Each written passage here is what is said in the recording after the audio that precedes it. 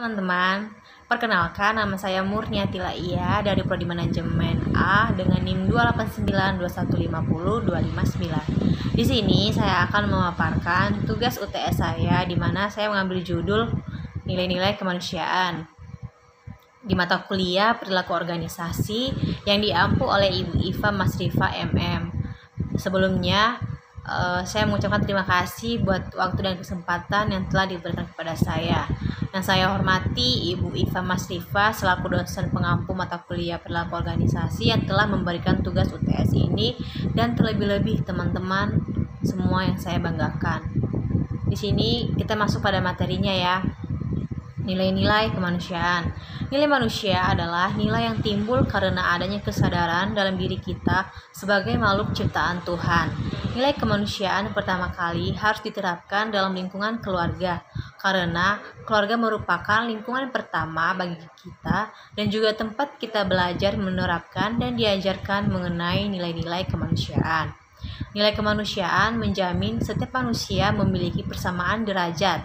Hal ini seperti tercantum dalam makna sila kedua Pancasila, yaitu menghargai dan menghormati sesama manusia serta memiliki persamaan derajat. Nah, bagaimana contoh-contoh penerapan nilai-nilai kemanusiaan ini dalam lingkungan keluarga? Nah, di sini yang pertama, mematuhi nasihat dan larangan orang tua. Yang kedua, menghormati orang tua yang telah membesarkan dan merawat kita. Yang ketiga, tidak ikut campur dalam urusan orang lain dalam keluarga. Yang keempat, mengembangkan rasa cinta antar sesama keluarga. Yang kelima, menjaga nama baik keluarga, baik di luar maupun di dalam rumah. Penerapan nilai-nilai kemanusiaan di lingkungan keluarga, sekolah, maupun masyarakat lebih luas memiliki beberapa manfaat yang baik. Di antaranya adalah agar seseorang merasa lebih dihargai dan dihormati. Selain itu, mampu melatih dan mendidik kita tumbuh menjadi manusia yang lebih beradab dan berbudi pekerti luhur. Dengan menerapkan nilai-nilai tersebut, maka hidup kita juga akan secara otomatis menjadi terasa lebih damai. Apalagi negara kita terdiri dari beberapa macam perbedaan seperti yang terdapat dalam semboyan negara Indonesia, yaitu Bhinneka Tunggal Ika. Nilai-nilai kemanusiaan menjamin kita untuk memperlakukan sesama manusia dengan adil dan tanpa membeda-bedakan suku, ras, golongan, dan agama. Penerapan nilai-nilai kemanusiaan. Yang pertama yaitu bersikap adil. Bersikap adil menjadi salah satu fondasi dalam mengamalkan Pancasila kedua, di mana dalam setiap menyelesaikan masalah harus dilihat dulu permasalahannya, bukan menitik beratkan pada latar belakang individunya seperti suku, ras, budaya, dan lain sebagainya. Yang kedua, kita harus saling menghargai. Setiap orang memiliki hak untuk berpendapat, untuk menjaga keamanan dan kenyamanannya dalam bermasyarakat. Sebaiknya saling menghargai pendapat orang lain. Kita tidak boleh memaksakan apa yang kita inginkan kepada orang lain, karena jika hal itu dilakukan orang lain terhadap kita, kita juga tidak akan terima. Jadi intinya di sini kita harus saling memahami, bahkan saling menghargai satu sama lain.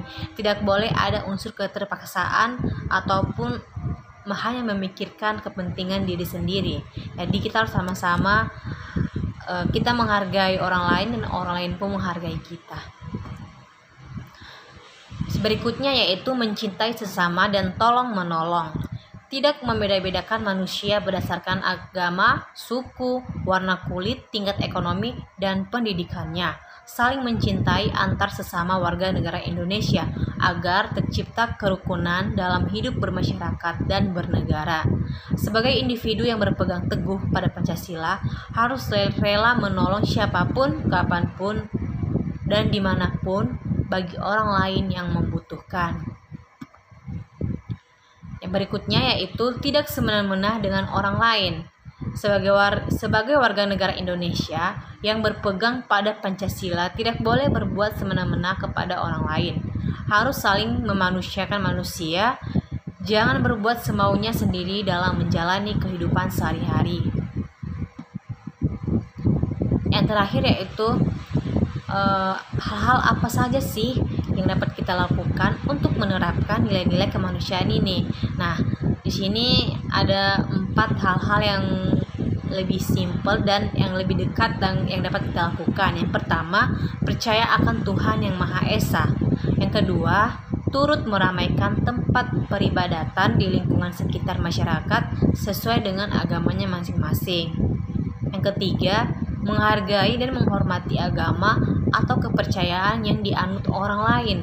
Yang keempat, menghormati dan mematuhi nasihat orang tua. Baik teman-teman, di sini saya juga memberikan sumber referensi dari tugas UTS saya ini. Saya telah mencantumkannya, teman-teman bisa melihat ya. Baik teman-teman, terima kasih atas waktunya dan kesempatannya. Sekian dari pemaparan saya. Akhir kata saya ucapkan terima kasih.